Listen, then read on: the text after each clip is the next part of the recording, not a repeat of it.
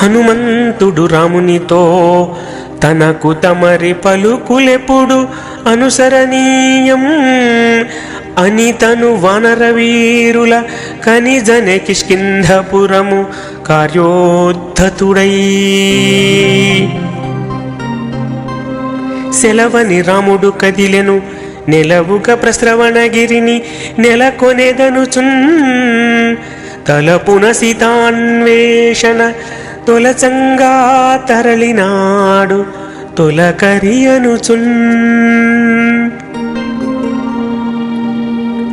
తొలకరిన యుద్ధముండదు నెలలు గడవ నిమ్ము 4 నెలలాపైనన్